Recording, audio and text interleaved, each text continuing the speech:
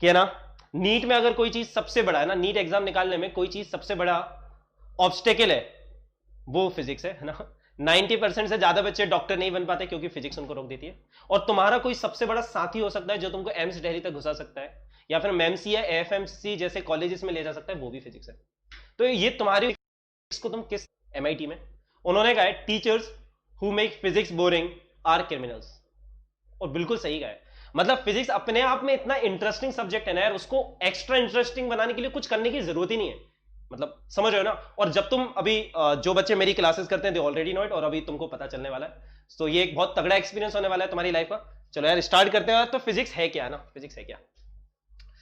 तो मैं मान के चल रहा हूं तुम में से ड्रॉपर्स हैं, 12th के 11th है, तुमने कई चीजें देखी होंगी राइट। कुछ बच्चे होंगे जो 10th से अभी जस्ट 11th में आए हैं ना। तो 10th क्लास में तुमने कई चीजें पढ़ी होंगी, कई चीजें नहीं पढ़ी होंगी, है ना। तो सबसे पहले मैं ये बता रहा हूं यार, हम जो 11th 12th में जो फिजिक्स पढ़ने वाले ना, द क्लासिकल फिजिक्स, इसको अगर तुम सही ढंग से पढ़ लोगे ना, मतलब तुम्हारा दुनिया को देखने का नजरिया बदल जाएगा। तुम अपने अराउंड कितनी सारी चीजें होते हुए देखते हो, समझते नहीं हो। बिलीव मी, उसमें से कई चीजें अराउंड 70-80% चीजें हम क्लास 11th की फिजिक्स से एक्सप्लेन कर सकते हैं। हम उन फिनोमिनन्स को जितने भी हमारे अराउंड होते हैं उनको समझ सकते हैं। उसमें से कुछ मैं अभी तुम्हें बताने वाला हूं, उनके डिटेल एक्सप्लेनेशन नहीं दूंगा, but I will ask you right. I hope सभी जानते होंगे कि पानी के अंदर जाके ये जादू कैसे होता है। आई थिंक सभी जानते होंगे ना, बेंड कैसे हो जाती है। I hope everyone knows right. तुम लोग मुझे आंसर बताते जाओ, जितनी चीजों के तुम्हें आंसर पता है। मैं देखना चाहता हूं कि तुम लोगों का लेवल क्या है ना, क्योंकि मेरी क्लासेस कंप्लीटली इंटरेक्टिव होती है ना। इट डिपेंड्स ऑन यू, है ना। तुम लोगों का जिस तरह से रिस्पॉन्स आता है उस हिसाब से अगला क्वेश्चन चेंज हो सकता है, अगले नोट्स बदल सकते हैं ना। So my classes are completely dynamic, okay. हाँ, my physics is very very weak, है ना बेटा। ये तुम्हारे साथ नहीं, नीट के 95% बच्चों की यही कहानी है, और यही मैं करता हूं ना, फिजिक्स से प्यार कराना। एक बार बस तुम्हें फिजिक्स से प्यार करना है और बाकी सब अपने आप हो जाएगा। मैं कह रहा हूं ना, मेरे नोट्स 100% है। तुम बहुत लकी हो कि मैं तुम्हें पढ़ा रहा हूं, है ना। माई नोट्स आर 100%, है ना। तो अगर तुम सिर्फ नोट्स ही बहुत अच्छे तरीके से कर लोगे ना, हाई चांसेस है 120 प्लस तो आ जाएंगे। और साथ में थोड़ी प्रैक्टिस कर ली, जो मैंने बताया वो तरीके फॉलो कर लिए, 160 प्लस पहुंच जाओगे फिजिक्स में। बिलीव मी, है ना, बिलीव मी। हाँ ठीक है। Reflection I know everyone knows. और ये बताओ ये क्या हो रहा है यार, यहाँ पे ये सफेद लाइट जा रही है और ये सतरंगी लाइट बाहर निकल रही है, ये कैसे हुआ है ना। ये मैजिक कैसे हुआ कि भाई व्हाइट लाइट अंदर जा रही थी और बाहर ये सतरंगी लाइट निकल रही है, ये कैसे हुआ? कोई बता सकता है क्या? कोई एक्सप्लेन कर सकता है? ये रिफ्रैक्शन से हुआ है क्या guys? Is this because of refraction? Is this because of refraction? Tell me, क्या बोलते हैं इस फिनोमेनन को? हाँ, डिस्पर्शन। ओके, स्पेक्ट्रम, ठीक है, स्प्लिटिंग ऑफ वाइट, ठीक है ठीक है ठीक है ठीक है। पर हुआ कैसे? चलो ये तो नाम है यार, dispersion is just a word, right. याद रखना, फिजिक्स फैक्ट्स में नहीं है, फिजिक्स हाई फाई शब्दों में नहीं है, फिजिक्स समझने में और बहुत आसान है। तो कोई समझा सकता है ये हुआ कैसे? मतलब सफेद लाइट से इतने सारे रंग कैसे बन गए, अलग अलग रंग कैसे बन गए, है ना। ठीक है, डिस्पर्शन मैंने सुन लिया, बट या I am not interested in the terminology, right. अगर तुम टर्मिनोलॉजीज याद कर रहे हो, तुम इंग्लिश में डेफिनेशंस रट रहे हो, तो नीट में तो तुम ज्यादा आगे नहीं जाने वाले बेटा। जब तक तुम फिजिक्स को फील नहीं करोगे, समझोगे नहीं, तब तक ज्यादा आगे नहीं जाने वाले। हाँ, due to different velocities, okay, splitting of light, okay okay okay, ठीक है। मैं बहुत सारे आंसर दे रहा हूँ। Scattering of light, splitting of light, ठीक है ठीक है। एक्चुअली व्हाइट लाइट बहुत सारी वेवलेंथ से मिलकर बनी है ना। It is the composition of different wavelength, है ना। जब वो सारी वेवलेंथ राइट प्रोपोर्शन में होती हैं, तो हमारी आईज उसको कैसे सेंस करती हैं? एज ए कलर व्हाइट, है ना, ठीक है। पर जब उनको हम अलग अलग कर देते हैं तो हमें सारे कलर्स दिखते हैं ना। और 7 कलर्स नहीं होते, ये इनफाइनाइट कलर्स होते हैं, ठीक है। हम ब्रॉडली इनको 7 कलर्स बोलते हैं, विबजियोर, राइट, ठीक है। आगे बढ़ते हैं, आगे बढ़ते हैं ना। बहुत सारी चीजें ना, डिटेल डिस्कशन नहीं है ना। देखो ये एक ऐसा एक्सपेरिमेंट था यार, है ना, जिसने अराउंड 17th 18th सेंचुरी में हिला दिया था। मतलब 17th सेंचुरी में हिला दिया था साइंटिस्ट, लाइक कि कैसे हो रहा है ना। ये मान लो बहुत ही कम फ्रिक्शन है, ये जो भी बोर्ड है इस पे बहुत कम फ्रिक्शन है ना, बहुत ज्यादा नहीं, बहुत कम फ्रिक्शन है। तो इस पे देखो अपन ने ये 5 अलग अलग तरह की चीजें गिरा रहे हैं ना। एक क्यूब है ना, एक सिलेंडर है, एक होलो सिलेंडर है, उनमें से एक सॉलिड स्फीयर है और एक होलो स्फीयर है। सॉलिड स्फीयर मतलब अंदर भी मास है, होलो स्फीयर मतलब फुटबॉल टाइप का खोखला। तुम देख रहे हो हम क्या एक्सपेक्ट करते हैं यार, हमें लगता है कि रोलिंग वाली चीज सबसे पहले नीचे जानी चाहिए, ये 4 चीजें रोल कर रही है, पर क्यूब सबसे पहले नीचे पहुंच रहा है। मतलब मैंने तो ये एक्सपेक्ट नहीं करा था यार। अगर मैंने अगर फिजिक्स नहीं पढ़ी होती ना, कोई मुझसे पूछता कौन सबसे पहले नीचे जाएगा, मुझे वो तो नहीं पता होता, पर मैं ये जरूर बताता कि क्यूब लास्ट में नीचे जाएगा। पर तुम देख रहे हो क्यूब सबसे पहले नीचे जा रहा है, कैसे? मतलब ये मैंने तो एक्सपेक्ट नहीं किया था भाई, मेरे लिए तो नया है। और फिर देख रहे हो ये चारों अलग अलग जा रहे हैं, ये लाल वाली सबसे नीचे जा रही है, रिंग सबसे लास्ट में जा रही है नीचे। क्यों? किस चीज पे डिपेंड करता है ना? कोई बता सकता है? क्योंकि यहाँ पे ड्रॉपर और 12th के भी बच्चे, कोई बता सकता है किस चीज पे डिपेंड करता है? हाँ, इसको हम रोटेशनल डायनामिक्स में पढ़ेंगे, मैं बता रहा हूं है ना। इसको हम कहां पढ़ेंगे? एक चैप्टर आएगा क्लास 11th में, रोटेशनल करके एक चैप्टर आएगा, हम बिल्कुल ड्राइव करेंगे इसका फॉर्मूला ना। इसमें बहुत क्वेश्चन आते हैं, नीट में भी, जेई में भी बहुत क्वेश्चन आते हैं। हाँ, नहीं, it is not because of friction, नहीं शेप नहीं, वेट की वजह से नहीं, नहीं, moment of inertia is the right word, it is because of moment of inertia, right? ठीक है, पर अपन इसकी फील करेंगे ना, मोमेंट ऑफ इनर्शिया तो बस एक शब्द है, उसकी फीलिंग है ना, ठीक है ना? ये सभी ने देखा होगा, बता सकते हो इसको क्या बोलते हैं? हाँ भाई, ये जो भी हो रहा है क्या बोलते हैं इसको? क्या बोलते हैं? इस डिवाइस का नाम पता है?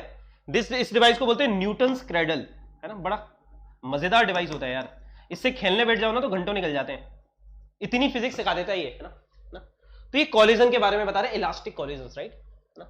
मतलब तुम्हें ये 3 बॉल मूव करती हुई नहीं दिख रही, पर इनके थ्रू देखो इसमें ट्रांसफर हो रहा है मोमेंटम, है ना? अभी तुमको नहीं पता इलास्टिक कॉलिजन क्या होता है, मैं समझा भी नहीं पाऊंगा, पर रोटेशन से जस्ट पहले हम एक चैप्टर पढ़ेंगे कॉलिजन करके, conservation of momentum of centre of mass का, वहां पे हम ये सारी चीजें बहुत डिटेल में समझेंगे, है ना? हाँ, ठीक है। चलो, ये डिवाइस मुझे बड़ा मतलब इंटरेस्टिंग लगता है यार, है ना? मतलब this is my personal hair styler, है ना?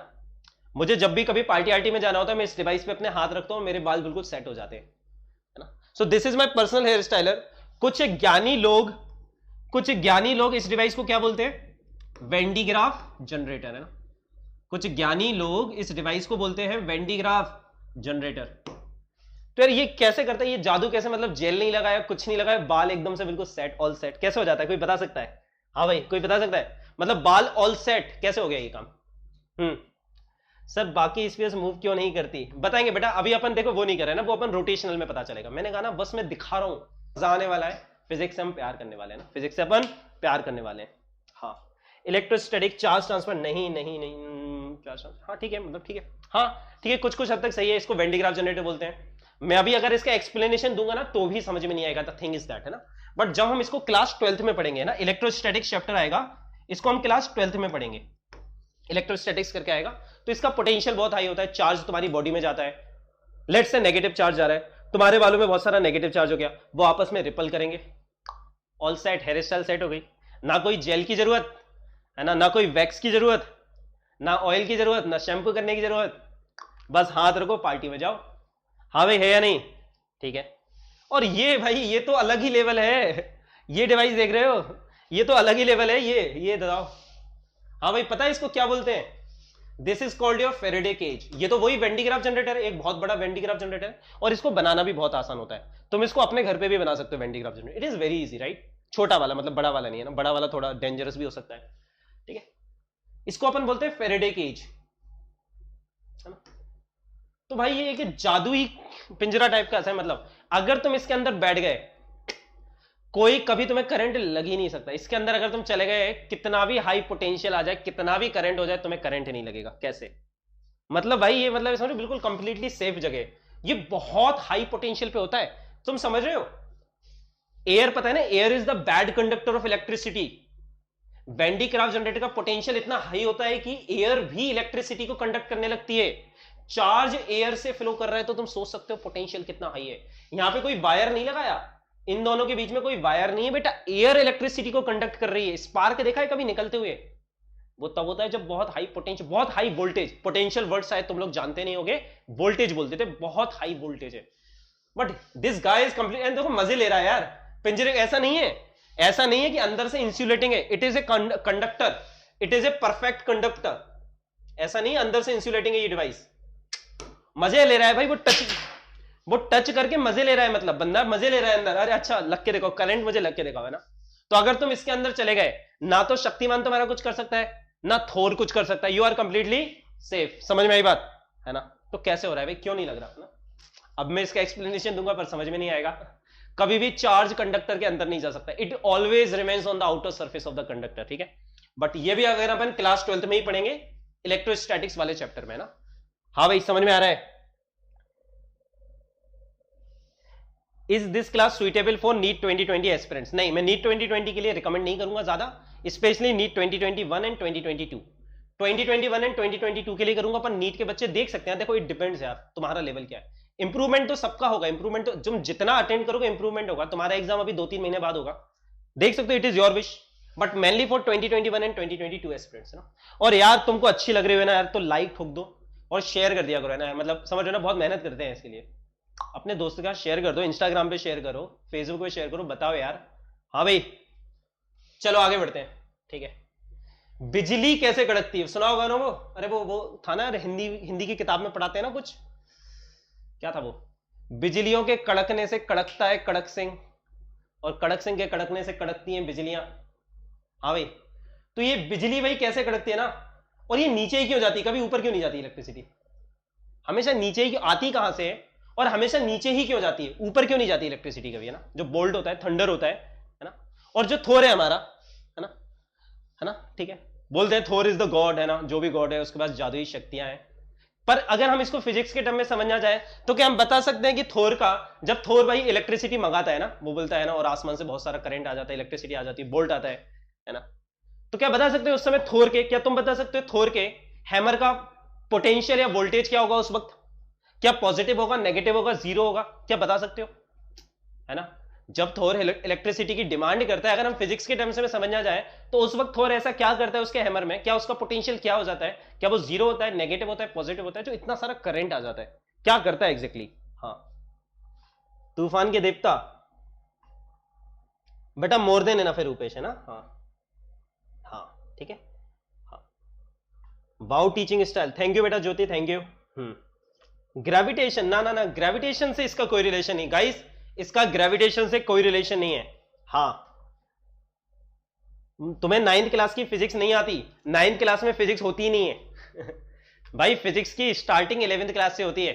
देखो मेरी क्लास करने के लिए प्री रिक्विजाइट बता देता हूं, तुमने अगर कभी न्यूटन का नाम नहीं सुना तो भी मेरी क्लास कर सकते हो, तुम्हें नहीं पता कि वेलोसिटी क्या होती है तो भी मेरी क्लास कर सकते हो, तुम्हें नहीं पता करंट क्या होता है तो भी मेरी क्लास कर सकते हो, तुम्हें नहीं पता ओम या रेजिस्टेंस क्या होता है, तुम्हें नहीं पता मोशन क्या होता है, तुम्हें नहीं पता डिस्टेंस या डिस्प्लेसमेंट क्या होता है, तुम मेरी क्लासेस कर सकते हो और हर एक चीज समझ में आएगी। मैं फिजिक्स बिल्कुल ग्राउंड लेवल से पढ़ाऊंगा, अक्टूबर तक पूरा सिलेबस कर देंगे, समझ आया पूरा, है ना। नीट में 160 प्लस, है ना। सिर्फ तुम्हें 10th तक की मैथ्स आनी चाहिए। क्या रिक्वायरमेंट है भाई, प्लस माइनस, ये जोड़े बच्चों वाली होती है ना, जो बच्चों वाली गणित और जो बच्चों वाली कैलकुलेशन, वो आनी चाहिए बस। अगर वो आती है तो बाकी जिम्मेदारी हमारी है, बाकी जिम्मेदारी हमारी है। और भाई हमारे पर्सनल गाइडेंस में पढ़ना पे आ जाओ। बहुत भी होता है ना, किसी की गाड़ी से पेट्रोल चुराना होता है, चुराया कभी पेट्रोल, हाँ भाई कभी किसी की गाड़ी से पेट्रोल चुराया है, ये डिवाइस पेट्रोल चुराने के काम आता है। हाँ, या फिर देखा है कभी किसी को एक गाड़ी से दूसरी गाड़ी में पेट्रोल ट्रांसफर करना होता है, एक पतला सा पाइप लेते हैं, ऐसे खींचते हैं, दिस इज कॉल्ड साइफनिंग, है ना। मतलब तुमने अगर इसको इतना खींच दिया कि एक बार इस पाइप में से एयर चली गई, पूरी एयर निकाल दी तुमने बाहर और लिक्विड का फ्लो होने लगा, तो थोड़ी देर बाद ये कंटेनर पूरा खाली हो जाएगा और ये कंटेनर फिल हो जाएगा, थोड़ी देर बाद ये कंटेनर खाली हो जाएगा और ये कंटेनर फिल हो जाएगा, और इसमें कोई मोटर नहीं है, कोई इलेक्ट्रिसिटी नहीं है, अपने आप हो रहा है। कैसे भाई, कैसे, है ना, siphon, this is called siphon. हाँ, इसकी क्या फिजिक्स है भाई, बचपन में करा होगा यार, है ना। घर में भाई टैंक वगैरह होता था पानी का, उसमें से, पता नहीं तुम लोगों ने करा नहीं भाई, हम तो बहुत करते थे, पाइप डालते थे, ऐसे खींच के पानी खींचते थे, कई बार मुंह के अंदर चला जाता था तो ठसका जाता था ना। तुम्हें बिल्कुल सही खींचना होता है, अगर तुमने कम खींचा पानी तो वो वापस चला जाएगा, तुमने ज्यादा खींचा तो पेट के अंदर चला जाएगा। तो ये भी अपने आप में एक आर्ट होता था, तुम्हें इतना ही खींचना है कि बस माउथ के अंदर आए और फिर छोड़ देना है, फिर वो कंटिन्यूअसली फ्लो करता जाता है। तो ये भी अपने आप में एक आर्ट है। हाँ हाँ, high pressure to low pressure, ठीक है, गलत नहीं है ये आंसर, बट बहुत फिजिक्स है। साइफन के थ्रू मैं ना फ्लूइड के पूरे कंसेप्ट क्लियर कर दूंगा, कंटिन्यूटी से लेके बर्नौली से लेके एक एक कंसेप्ट, फ्लूइड डायनामिक्स का हर एक कंसेप्ट फील करा दूंगा साइफन के थ्रू। ये हम क्लास 11th में पढ़ेंगे फ्लूइड में ना, ये क्लास 11th में ही पढ़ेंगे जब हम फ्लूइड मैकेनिक्स पढ़ेंगे, क्लास 11 फ्लूइड मैकेनिक्स, है ना, fluid dynamics to be precise, right, fluid dynamics में आता है, ये डायनामिक्स का पार्ट है। कोई नहीं, अभी चैप्टर के नाम भी समझ में आ रहे हैं, not an issue, right, not an issue, ठीक है। चलो, है ना, ये भी फ्लूइड में तुम देख रहे हो, मतलब फिजिक्स में तुम देख रहे हो कितने जादू होते हैं यार, फिजिक्स मतलब जादू, सीरियसली मतलब पुराने जमाने में लोग जादू करते थे, हम भी जादू करते हैं, हम जादू को एक्सप्लेन भी कर देते हैं, हम किसी को भी सिखा सकते हैं जादू, है ना। तुम देख रहे हो यार इधर पे मान लो ये इतना दूर जा रहा है, फिर ये जब तुम बीच में गए तो ये ज्यादा दूर जा रहा है, देखो ये वाला ज्यादा दूर जा रहा है, ये जो है बीच वाला है इसका पानी ज्यादा दूर तक जा रहा है, पर फिर ऊपर गए तो इसका कम दूर जा रहा है। मतलब तुम समझो पानी की मैक्सिमम रेंज कहां रही है, जो सेंटर पे होल करा है, इस टैंक में तुमने 3 होल कर रखे हैं और मैक्सिमम रेंज किसकी है? सेंटर वाले की। ऐसा नहीं है, अपन को लगता क्या है सोचने में, जितना ऊपर जाएंगे जो पानी ऊपर के होल से निकलेगा वो ज्यादा दूर तक जाएगा, पर ऐसा होता नहीं है। मैक्सिमम रेंज आती है जब होल सेंटर में होता है। क्यों? है ना? तो हल्का फुल्का एक्सप्लेनेशन दे सकता हूं कि यहां से जो पानी निकलता है उसकी स्पीड बहुत ज्यादा होती है, यहां से जो पानी निकलता है उसकी स्पीड कम होती है, पर उसे गिरने के लिए ज्यादा समय मिल रहा है, इसको गिरने के लिए कम समय मिल रहा है। इन दोनों की रेंज बराबर होती है। अगर इन दोनों का डिस्टेंस बराबर है, ये डिस्टेंस भी d है, ये डिस्टेंस भी d है, तो ये बराबर दूरी पे गिरते हैं। नीचे और ऊपर वाले होल का पानी अगर उनका सेंटर से डिस्टेंस बराबर है, बराबर दूरी पे गिरेंगे, बराबर रेंज होगी। ठीक है, इसको समझने के लिए हमें काइनेमेटिक्स का भी कंसेप्ट चाहिए होगा, फ्लूइड का भी चाहिए होगा, पढ़ेंगे अपन इसको ना। टोरिसेलिस थ्योरम है और काइनेमेटिक्स का कंसेप्ट है ना, प्रोजेक्टाइल का। हाँ बिल्कुल, हाँ वेलोसिटी ऑफ इफ्लक्स भी कहते हैं ना। ये पानी इस तरह का शेप कैसे ले लेता है यार? देखा है, पानी भी अजीब अजीब खेलता है, कभी कभी बिल्कुल ऐसे फैल जाता है, कभी कभी स्फीयर टाइप की ड्रॉप बना लेता है, अलग अलग जगह अलग अलग काम करता है। ये सारे फंडे किस चीज पे डिपेंड करते हैं? ये सारे फंडे किस चीज पे डिपेंड करेंगे? सरफेस टेंशन करके हम कुछ पढ़ेंगे, बहुत कुछ पढ़ेंगे, हमने कहा ना बहुत कुछ पढ़ेंगे ना। ठीक है, ये मेरा फेवरेट क्वेश्चन है ना ये मेरा फेवरेट क्वेश्चन है ना। ये क्वेश्चन भाई मजा आ जाता है इस क्वेश्चन में ना। मुझे बताओ, मटका, मटका पता ना, अर्थन पोर्ट, हाँ, मटका पानी ठंडा कैसे करता है? ये बताओ, मटका पानी ठंडा कैसे करता है? बस बहुत आसान क्वेश्चन, दुनिया का सबसे आसान क्वेश्चन। और इसमें यार ये बताओ, मटका पानी ठंडा कैसे करता है? क्यों? इसका आंसर नहीं देता इसका आंसर थर्मोडायनामिक्स के टाइम पे दूंगा, पर इससे तुम्हें पता चलता है कि फिजिक्स पढ़नी किस, एग्जैक्ट फिजिक्स क्या है, एग्जैक्ट फिजिक्स क्या है। तो लेट्स सी तुम लोग क्या बताते हो। आप अपने टेलीग्राम की लिंक दे दो बेटा। टेलीग्राम चैनल की लिंक ये है @NEET_physics है ना, इस पे सारी फ्री लाइव क्लासेस मिल जाएंगी है ना। @NEET_, this is the link of my Telegram channel है ना। और अनअकैडमी सेपियन का भी ज्वाइन कर लेना, ठीक है। इस वीडियो की लिंक में अनअकैडमी का भी टेलीग्राम चैनल होगा, उसको भी ज्वाइन कर लेना। और मेरी अनअकैडमी की प्रोफाइल होगी, मुझे फॉलो कर लेना, तो मेरी जो भी फ्री लाइव क्लासेस होंगी ना तुम्हें पता चलता रहेगा। Evaporation, okay. और कोई आंसर? वाटर इवापोरेट होकर अंदर के वाटर को कूल कर देता है। चलो ठीक है, चलो ठीक है, बोल रहे वाटर इवापोरेट हो जाता है। अच्छा मुझे ये बताओ यार, वाटर इवापोरेट कैसे हो जाता है ना। बहुत छोटे छोटे क्वेश्चन पूछूंगा, उनमें से कईयों के तुम जवाब दे भी दोगे। वाटर जब यार वाटर से वेपर में कन्वर्ट होता है 100 डिग्री सेल्सियस पे होता है, मुझे तो यही पता था यार अभी तक, है ना। वाटर का बॉइलिंग पॉइंट 100 डिग्री सेल्सियस होता है। मान लो भाई भयंकर गर्मियां पड़ रही, भयंकर वाली गर्मी पड़ रही है, तो भी कितना टेम्परेचर हो जाएगा? 45 डिग्री सेल्सियस। मान लो इसके अंदर जो पानी है, इसके अंदर जो पानी है, इसके अंदर जो जल है मटके के अंदर, लेट से उसका टेम्परेचर है भाई, मान लो कुछ भी, मान लो 15 डिग्री सेल्सियस मान लेते हैं। मेरा पहला क्वेश्चन है यार, तुम कह रहे हो कि पानी इवापोरेट हो रहा है, इससे ठंडा हो रहा है। पानी तो यार 100 डिग्री सेल्सियस पे मतलब होना चाहिए, बॉइलिंग पॉइंट तो 100 डिग्री सेल्सियस होता है, फिर उससे पहले कैसे हो जा रहा है? हाँ, due to the pores which flow the air to the flow inside. नहीं, due to the pores, pores ठीक है, पोर्स भी बिल्कुल पार्ट है। पोर्स नहीं होंगे ना तो ठंडा नहीं होगा, ये बात भी सही है। पोर्स से क्या होता है? पानी अंदर से बाहर आता है। पोर्स का बस इतना काम है, पोर्स का बेटा सिर्फ इतना सा काम है, पानी को अंदर से बाहर लाना, और कोई दूसरा काम नहीं है पोर्स का, ठीक है। पर इवापोरेट कैसे हुआ? सबसे पहली बात तो इवापोरेट कैसे हुआ, पानी इवापोरेट कैसे हो गया? Vaporization not evaporation. चलो वेपराइजेशन। ऐसा नहीं लगता 100 डिग्री सेल्सियस पे होना चाहिए? हाँ, ऐसा नहीं लगता 100 डिग्री सेल्सियस पे होना चाहिए? हाँ, टॉप पर ही होता है। अच्छा, वेपराइजेशन नॉट, अच्छा ठीक है, हाँ बिल्कुल बिल्कुल सही है, ये वाली बात सही है। ऑल्दो है ना, ये फिजिकल केमिस्ट्री में और डिटेल में पढ़ोगे कि इन सब में फर्क क्या होता है ना, बॉइलिंग पॉइंट, वेपराइजेशन वगैरह, है ना। ये फिजिकल केमिस्ट्री में बहुत डिटेल में पढ़ाई जाएंगे, बिल्कुल सही बात है। इट्स नॉट, है ना। अरे पानी को देखा नहीं है, जब पोछा लगाते हैं घर पे तो क्या करते हैं? पानी फैला देते हैं, तो वहां पे क्या टेम्परेचर 100 डिग्री सेल्सियस होता है क्या? नहीं होता ना, उड़ जाता है ना। और पंखा चला दो तो और जल्दी उड़ जाता है, वो उड़ता है ना। हाँ, वो फिनोमेनन है, सही बात है, ठीक है। चलो ये भी मान लिया, चलो ये भी मान लिया भाई 45 डिग्री सेल्सियस पे उड़ गया। पर ये बाहर का पानी उड़ाना भाई, बाहर का पानी उड़ के गया, अंदर का पानी कैसे ठंडा हो गया ये बताओ? बाहर का पानी उड़ के गया, अंदर का पानी कैसे ठंडा हो गया ये समझ में नहीं आया मुझे। मतलब मैं अपने डाउट पूछ रहा हूं, क्योंकि ये तो 10th क्लास में पढ़ के आते हो ना तुम यार। क्योंकि भाई जब मैं पढ़ता था मेरे को तो भयंकर डाउट आते थे, मुझे आंसर नहीं मिलते थे। मुझे तो आंसर नहीं मिलते थे भाई, खुद से बड़ी मुश्किल से कई सालों में आंसर ढूंढे, एग्जैक्ट करेक्ट एक्सप्लेनेशन। चलो ये उड़ गया, ये पानी भी उड़ गया, चलो मान लिया। अरे पर इस पानी के उड़ने से भाई अंदर का पानी कैसे ठंडा हो गया, ये तो बता दो। अंदर का पानी कैसे ठंडा हो गया? Continuous absorption heat doesn't make any sense Srishti. 9th class में पढ़ा है ना, इसीलिए तो पूछ रहा हूं। 9th क्लास में पढ़ा है ना तुम लोगों ने, इसीलिए ये क्वेश्चन पूछता हूं। मटके में स्पोर्स होते हैं, बिल्कुल सही बात बेटा। मटके में पोर्स होते हैं, छोटे छोटे छेद होते हैं जिनसे पानी बाहर आता है, बिल्कुल सही। ये क्लैरिटी है, कोई दिक्कत नहीं है। मेरा क्वेश्चन है ठंडा कैसे हुआ पानी पानी ठंडा कैसे हुआ, मेरा क्वेश्चन ये है। Don't give me the answer in one word. Evaporation हो रहा है, हमने ऑलरेडी डिस्कस कर लिया। देखो याद रखना, फिजिक्स हाई फाई टर्मिनोलॉजी में नहीं है।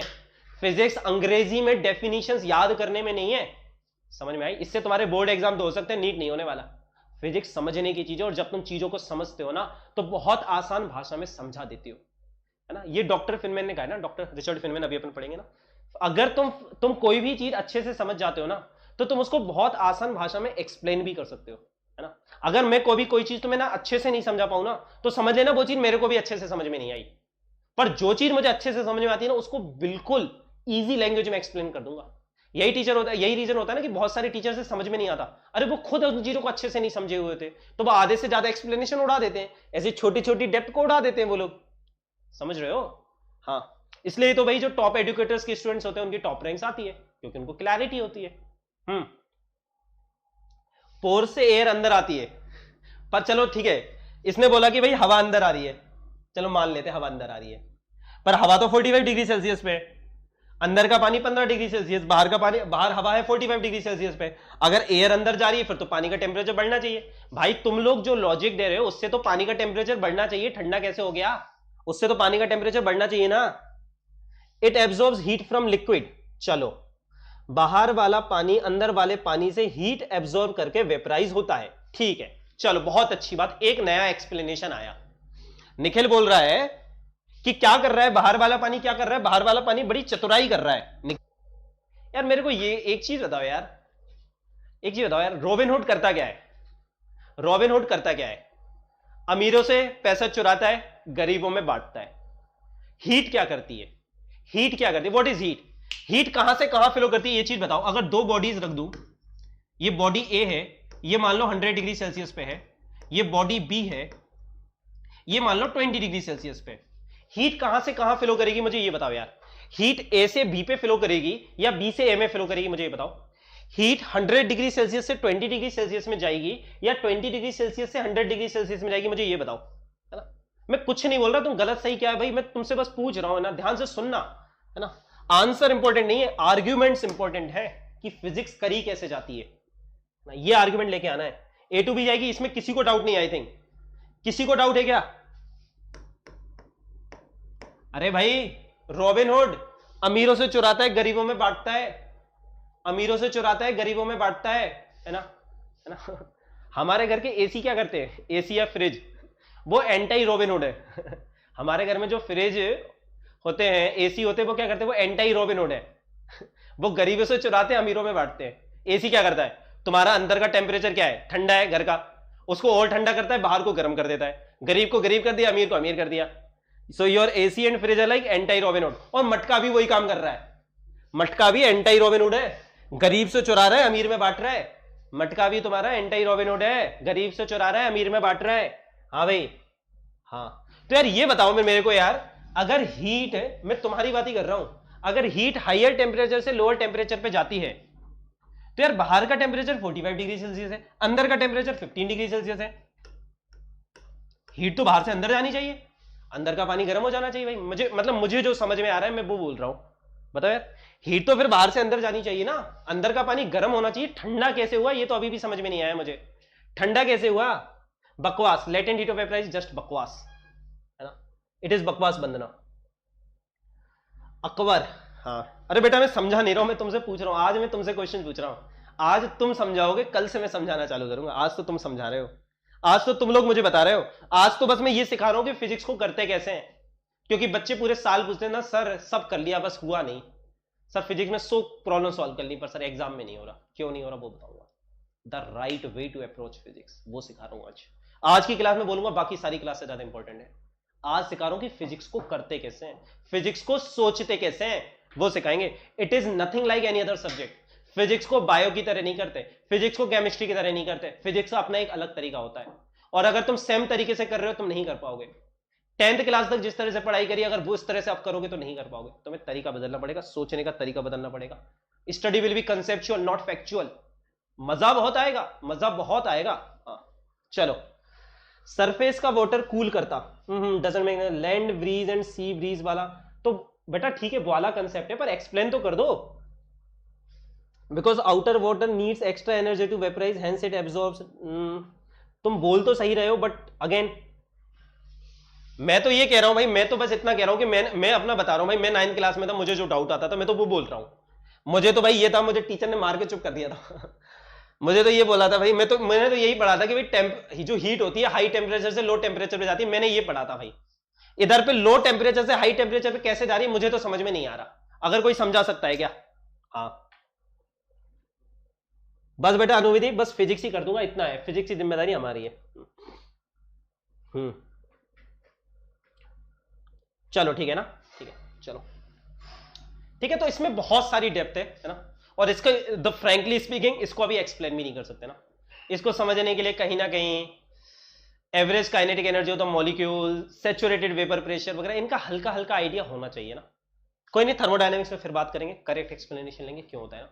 बस इतना कह रहा हूं, अगर तुम इसका एक्सप्लेनेशन एक शब्द में देते हो इवापोरेशन, या फिर वो अंदर की हीट बाहर ले आता है, मैं ये नहीं कह रहा वो गलत है। इट इज जस्ट एक बहुत बड़ी प्रोसेस है, उसका एक छोटा सा पार्ट है बस वो। उसका जो एक्चुअल रीजन है बस तुमने 20% बचा, 80% इज स्टिल मिसिंग कि हो क्या रहा है, पानी ठंडा कैसे। इट इज नॉट इजी है ना। पीपल आर लाइक, मैं पूछ रहा हूं मटका ठंडा, लाइक इवापोरेशन। अरे फिजिक्स यार शब्दों में नहीं है, फिजिक्स शब्दों में नहीं है, मैंने कहा ना फिजिक्स यार उसके एक्सप्लेनेशन कहां है भाई? इवापोरेशन तो बोल दिया पर एक्सप्लेनेशन कहां है उसका? हाई फाई टर्मिनोलॉजी यूज कर ली, इंग्लिश यूज कर ली, पर एक्सप्लेनेशन कहां है? वो तो मिसिंग है ना। हाँ। और सेम कंसेप्ट हमारे कूलर, घर के जो स्वयं कूलर होते हैं ना, पानी आता है नीचे जाता है, सेम कंसेप्ट पे काम करते हैं। अगर तुम मटका नहीं समझते तो वो भी नहीं समझते। तो चलो आगे बढ़ते ना। फिजिक्स क्या है भाई? लॉज ऑफ नेचर की स्टडी। हमारे सामने बहुत सारी चीजें हो रही हैं, ये तुम्हारी एनसीईआरटी की डेफिनेशन है, पढ़ लेना मुझे इससे फीलिंग नहीं आती, मुझे जो फीलिंग आती है वो बता रहा हूं। मुझे किससे फीलिंग आती है? फिनमैन, है ना। तो फिजिक्स क्या है, उसकी जो सबसे ब्यूटीफुल डेफिनेशन मुझे लगती है वो डॉक्टर रिचर्ड फिनमैन ने दी थी, है ना। फिजिक्स क्या है उसकी जो सबसे ब्यूटीफुल डेफिनेशन मुझे लगती है वो डॉक्टर रिचर्ड फिनमैन ने दी थी। आई होप सभी जानते होंगे फिनमैन, मतलब I am a big fan of Feynman. Okay, मैं ये बता सकता हूं अभी तक के बेस्ट फिजिक्स टीचर बोलोगे ना, फिजिक्स टीचर पूरी दुनिया में, it is the doctor Richard Feynman. It's not me, it's not anyone else, है ना। It is the doctor Richard Feynman, the best physics teacher. उन्होंने फिजिक्स को इतनी आसान लैंग्वेज में समझा दिया ना, ठीक है। उनकी 3 बुक्स भी आती है, फिनमैन लेक्चर्स, ऑल्दो वो तुम्हारे लेवल पे नहीं है ना, और मस्त है ना, कभी कॉलेज में जाने के बाद पढ़ सकते हो। He was not just a teacher, he was also a Nobel laureate. उनको 1952 या 53 में नोबेल प्राइज भी मिला था फिजिक्स में, क्वांटम इलेक्ट्रोडायनामिक्स के लिए। उन्होंने बताइए, ही वॉज अ जीनियस गाय, ठीक है। तो उन्होंने फिजिक्स को कैसे एक्सप्लेन करा वो मैं बताता हूं ना, उनकी भाषा में ना, ठीक है। कितने लोगों को चेस खेलना आता है मुझे ये बताओ, कितने लोगों को चेस खेलना आता है? यस और नो में जवाब दो मेरे को, कितने लोगों को चेस खेलना आता है? हाँ भाई, वीडियो को लाइक कर देना यार, अच्छा लग रहा हो तो लाइक और शेयर कर देना यार, है ना। तुम्हारे इंस्टाग्राम, व्हाट्सएप, टेलीग्राम, तुम लोग तो भाई हर जगह हो आजकल, जहां भी हो शेयर कर देना, ठीक है। हाँ हाँ, हाफ मी, यस, ठीक है। इतने लोगों को आता है, चलो अच्छी बात है। आधा खेलना आता है, चलो कोई दिक्कत नहीं है। मान लो, ठीक है, जिनको आता है बहुत अच्छी बात है, जिनको नहीं आता और भी बहुत अच्छी बात है। मान लो तुमको चेस खेलना नहीं आता, भूल जाओ अभी 1 सेकंड के लिए सारे चेस के रूल भूल जाओ। भूल जाओ हाथी क्या होता है, भूल जाओ घोड़ा क्या होता है, सब भूल जाओ, नहीं आता चेस खेलना, नहीं आता। मान लो 2 बंदे चेस खेल रहे हैं तुम्हारे सामने, मान लो 2 बंदे चेस खेल रहे हैं तुम्हारे सामने, और तुम्हें वहां पे बिठा दिया, और बीच में कांच की एक वॉल है, ट्रांसपेरेंट ग्लास की एक वॉल है, ठीक है। तुम उन लोगों को सुन नहीं सकते, मान लो, बोलो कुछ बोल ही नहीं रहे, मतलब तुम सिर्फ इनको देख सकते हो, उनसे बातें नहीं कर सकते, उनसे पूछ नहीं सकते, कुछ नहीं कर सकते, सिर्फ तुम इन दोनों को चेस खेलते हुए देख सकते हो। और तुम्हें कोई आइडिया नहीं है चेस क्या होता है, तुम्हें यह भी नहीं पता चेस तो कोई गेम है, तुम्हें कुछ नहीं पता, तुम्हें तो यह भी नहीं पता कि ब्लैक व्हाइट है, घोड़ा है, किंग है, क्वीन है, तुम्हें कुछ नहीं पता चेस के बारे में, तुम्हें बस वहां पे बिठा दिया। तुम्हें क्या बोला, यू आर द ऑब्जर्वर। तुमसे कहा गया है भाई तुम इसे ऑब्जर्व करो और इसके रूल्स को प्रिडिक्ट करने की कोशिश करो। तुम्हें किसी ने कोई रूल नहीं बताए, तुम्हें बस चेस के गेम को देखना है और प्रिडिक्ट करना है कि चेस के रूल्स क्या हो सकते हैं। और पता है ना, जो जिनको खेलना आता है उनको पता है कि चेस में कितने रूल्स होते हैं और कितना खतरनाक है। जिनको आता है उनको पता है chess is a complicated game है ना, मजेदार बहुत है, बट जिनको आता होगा उनको इतने नो, राइट? हाँ हाँ ठीक है। हाँ बेटा, इस क्लास में मैं तुम्हारी कोई भी एग्जाम रिलेटेड वगैरह क्वेरीज नहीं लूंगा, मैं पहले ही क्लैरिफाई कर देता हूं। दिस सेशन हमारे छोटे छोटे क्लास 11th और 12th के बच्चों के लिए जो अभी जाएंगे, और ये सीरीज है, यहाँ पे हम फिजिक्स की बातें करेंगे ना, सही समय पे आने पे एग्जाम की स्ट्रेटजीज वगैरह की बात करेंगे, पर नीट 2020 से रिलेटेड कोई भी मैं यहाँ पे नहीं लेने वाला क्वेरीज, ठीक है? तो उनके लिए अलग सेशंस होते, तुम्हारी भी सेशन लेते हो, उन सेशंस में आओ, है ना? हर सेशन में हर चीज नहीं है ना, हर सेशन का एक पर्पस है, हम उस पर स्टिक करेंगे, ठीक है? तो यहाँ पे हम क्लास 11 के बच्चों के लिए, जो बच्चे 10th से 11th क्लास में है स्पेशली उनके लिए, और जो 12th के बच्चे, ठीक है? हाँ, तो तुम ऑब्जर्व करोगे ना, अब तुम भाई बैठ गए, तुमने देखा दो बंदे खेल रहे हैं, तुम्हें ये तो पता चल जाएगा, ठीक है, दो लोग खेल रहे हैं इसको, कुछ ब्लैक है कुछ व्हाइट है, दो तरह की चीजें हैं, तुम्हें पता चलेगा, ठीक है? तुम्हें बहुत देर तक कुछ समझ में नहीं आएगा, फिर तुम्हें कुछ कुछ समझ में आएगा, तुम्हें लगेगा ये छोटे छोटे से जो लोग हैं, छोटे छोटे से प्यादा बोलते हैं इनको ना, प्यादा, सैनिक, कुछ भी बोलते हैं ना, ये जो छोटे छोटे से प्यादे हैं ये सीधे चलते हैं। तुमको एक रूल समझ में आया कि ये सीधे चलते हैं, एक खाना चलते हैं और सीधे सीधे चलते हैं। मान लो तुमको एक रूल समझ में आ गया, तुमने कहा चलो भाई कुछ तो समझ में आया, तुमने और गेम देखा, तुमने देखा यार ये घोड़े जैसा दिख रहा है, ये पागल है, ये एक खाना सीधा चलता है, दूसरा खाना सीधा चलता है, फिर पलट जाता है ना? ये जो घोड़े से दिख रहा है ये अजीब सा है, कुछ अजीब ही कर रहा है ना, जिसको अपन ढाईगर बोलते हैं ना, है ना? तो दो बार सीधा चलता है, फिर लेफ्ट राइट हो जाता है, कुछ भी कर लेता है, तुम्हें समझ में नहीं आ रहा लेफ्ट होता है राइट होता है कब, तुम्हें समझ में नहीं आ रहा, पर तुम्हें ये समझ में आ रहा है ये कुछ ऐसा ऐसा कर रहा है, तुम्हें पूरा रूल समझ में नहीं आया, तुम्हें थोड़ा थोड़ा समझ में आया, ठीक है? चलो ठीक है, कभी ऐसे में चला जाता है, कभी ऐसे में चला जाता है, कभी ऐसे में चला जाता है, अजीब अजीब कर रहा है। तो ठीक है, एक गेम तुम ऑब्जर्व करोगे, आधे घंटे एक घंटे बाद तुम्हें कुछ कुछ समझ में आएगा, तुमने कुछ कुछ बता दिया, तुमसे कहा ठीक है, तुमसे कहा चलो एक गेम और खेलो, एक गेम और देखो, तुमने एक गेम देखा, दो गेम देखे, तुमने मान लो 10 गेम देखे। अब तुम्हें एक गेम में बहुत कुछ समझ में नहीं आता, पर 10 गेम में बस इतना है कि एक गेम में तुम्हारे पास जितनी इंफॉर्मेशन थी और 10 गेम के बाद जितनी इंफॉर्मेशन होगी, 10 गेम में तुम्हारे रूल्स ज्यादा एक्यूरेट हो जाएंगे। तुम्हें पता चलेगा कि पहला गेम देखने के बाद तुम समझे थे कि सैनिक जो है, जो प्यादा है, वो सीधा चल रहा है। 10 गेम देखने के बाद तुम समझे कि हाँ भाई वो चल तो सीधा रहा है, पर जब वो किसी को मारता है तो तिरछा होकर मारता है ना? ठीक है, समझ में आ रही बात? मतलब तुम्हें नए रूल्स पता चले। हो सकता है कुछ चीजें तुम पहले गलत समझ गए हो, कुछ चीजें पहले, कुछ रूल्स होंगे जो तुमने गलत समझे हो, पर गेम को ज्यादा ऑब्जर्व करने के बाद पता चला नहीं नहीं यार, जो मैं पहले समझा था वो गलत था, अब जो समझाऊं वो सही हो। तो तुम ऐसे जितने गेम्स देखोगे उतना ज्यादा डेटा आएगा, उतनी ज्यादा इंफॉर्मेशन आएगी, उस हिसाब से तुम अपने रूल्स को अपडेट करते जाओगे। This is exactly what science is, बस यही है science. This is what science is, we are merely the observer. Chess मतलब नेचर। हमें किसी भगवान ने आके हमको रूल्स नहीं दिए, बेटा ये किताब लो, इस किताब में सारे रूल्स लिखे हैं दुनिया के, हमको ऐसा कोई मैनुअल नहीं दिया। हम जब ह्यूमन यहां पे आए भाई, हमको कोई मैनुअल नहीं दिया इसके साथ कि कैसे चीजें करती हैं काम, बस करती है। हमको दिखता था भाई कभी कभी बिजली कड़कती है, हमको दिखता था प्लैनेट्स रैंडम मोशन कर रहे हैं, हमको दिखता लटका हुआ है, कैसे नहीं, हमको कोई रूल्स नहीं पता थे। बट क्या है, साइंटिस्ट या फिजिसिस्ट क्या करते हैं, हम ऑब्जर्व करते हैं और उसको धीरे धीरे एक्सप्लेन करने की कोशिश करते हैं। न्यूटन ने बहुत कुछ ऑब्जर्व करा, न्यूटन ने न्यूटन लॉ ऑफ ग्रेविटेशन दिया, उसने बहुत कुछ एक्सप्लेन कर दिया। उसके बाद प्लैनेट्स भगवान नहीं थे, प्लैनेट्स प्लैनेट्स थे, उसके बाद उनको भगवान मानने की जरूरत नहीं थी क्योंकि उनका मोशन रैंडम नहीं था, केपलर ने ऑब्जर्व करा था। हम उनको प्रिडिक्ट कर सकते हैं, आज हम बता सकते हैं कि आज से 100 साल बाद सैटर्न कहां होगा, हम बता सकते हैं। They are no more gods, right? समझ में आ रही बात? हम उनके बारे में बता सकते हैं, अब हम चीजें समझते हैं। तो न्यूटन ने भाई ऑब्जर्वेशन करे, न्यूटन ने नहीं ऑब्जर्वेशन करे थे, केपलर, गैलीलियो वगैरह, कोपरनिकस वगैरह, है ना, मेनली उन्होंने कहा, पर न्यूटन ने उसको समझ के उसका रूल दे दिया, है ना, न्यूटन लॉ ऑफ ग्रेविटेशन आया। पर न्यूटन का लॉ ऑफ ग्रेविटेशन क्या कर रहा था, वो हमारा जो मर्क्यूरी है, जो सन के सबसे पास वाला प्लेनेट है, उसकी ऑर्बिट को एक्सप्लेन नहीं करता था। आइंस्टाइन आया, आइंस्टाइन ने उसको अपडेट करा, आइंस्टाइन ने नई थ्योरी दी। आइंस्टाइन ने बोला भाई ग्रेविटेशन फोर्स नहीं है, gravitation is the curvature in space time, उसने कहा। और उसकी एक नई theory I, general theory of relativity, 1916 में आई थी, है ना, अराउंड न्यूटन के 200 साल बाद, लेट्स से ना, और उसने एक्सप्लेन कर दिया। आइंस्टाइन ने कहा कि ग्रेविटी लाइट को भी बेंड करती है, नई चीज है।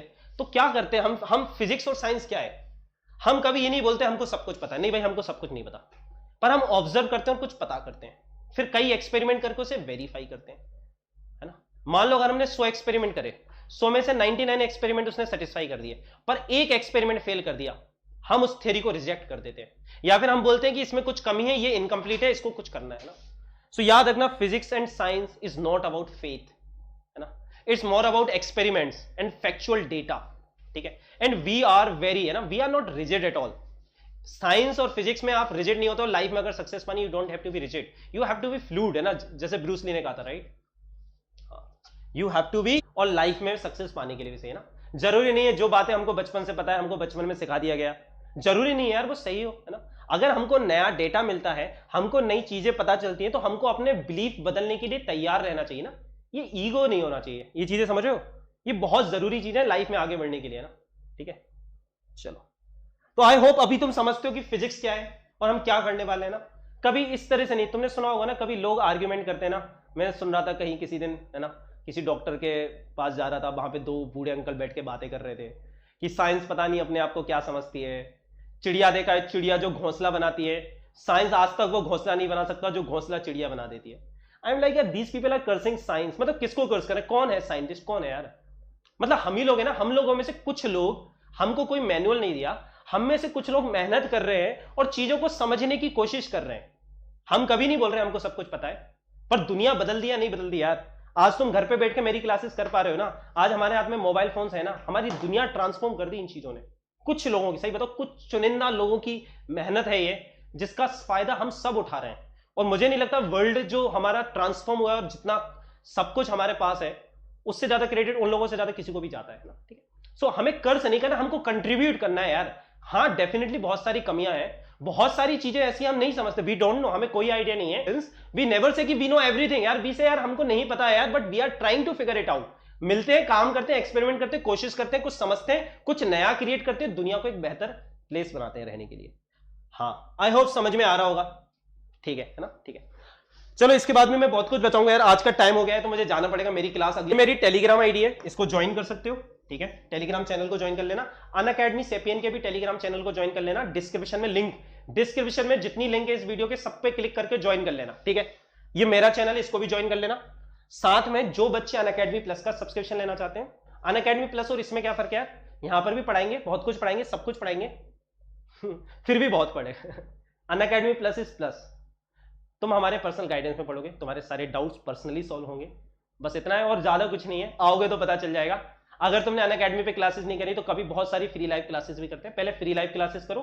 और जो उन्होंने करी हो, जो सेटिस्फाइड है कि प्रतीक सर और उनकी जो कोटा की टीम है, अगर तुम उसके साथ हो, तुम सेफ हो, तुम भाई तुम्हारे मतलब अच्छे से अच्छे रैंक देने के चांस है, तो हमारे साथ आके पढ़ाई करो। 2 इयर्स का सब्सक्रिप्शन मेरे कोड के साथ, फिजिक्स लाइव जो ये कोड है उसके साथ सिर्फ 32,000 का पड़ेगा ना। इसकी प्राइस कहीं ना कहीं 2 लाख होनी चाहिए थी, है ना, मतलब जितना तुम्हें मिलता है ना, ठीक है, पर सिर्फ 32,000 है। सर अराउंड 4,000 स्टूडेंट्स हैं, they will also guide you. उनमें से कई बच्चे अनअकैडमी प्लस पे हैं, वो तुम्हें बता सकते हैं क्या होता है क्या नहीं होता, उनसे बात कर सकते हो। जो सेटिस्फाइड हो जाओ ना तभी लेना, कभी भी 99% सेटिस्फेक्शन के साथ मत लेना। जब 100% सेटिस्फाइड हो जाओ कि प्रतीक सर के साथ हो तुम, तो सब हो जाएगा, तब लेना सब्सक्रिप्शन और आ जाना हमारे पास, है ना। और इस कोर्स से तुमको प्रीमियम ग्रुप में एंट्री भी मिलती है। प्रीमियम ग्रुप मतलब मैंने बता दिया है ना, उसको और डिटेल में जानना है तो मेरे जो स्टूडेंट्स हैं उनसे बात कर सकते हो, वो बता देंगे तुम्हें। बाकी फ्री लाइव क्लासेस में आओ अनअकैडमी की, उसमें मैं और ज्यादा गाइड करूंगा। चलो बाबा गाइस यार, इसको शेयर कर देना, अच्छा लगा हो तो, है ना। तो बस इतना है कि फिजिक्स में अपन मचाने वाले हैं, पूरी फिजिक्स, है ना, पूरी फिजिक्स में अपन मचाने वाले हैं, ये ध्यान रखना, ठीक है। और भाई, है ना, न्यूज को फैला देना, क्योंकि तुम्हारे प्रतीक सर मार्केटिंग में अच्छे नहीं है भाई, मार्केटिंग नहीं आती तुम्हारे प्रतीक सर को। टीचर है भाई, टीचिंग आती है, बस मार्केटिंग का काम तुम लोग कर दो, फैला दो, बता दो लोगों को, बस तुम्हारे ही भरोसे हैं। चलो बाबा guys, save, bye bye, bye bye.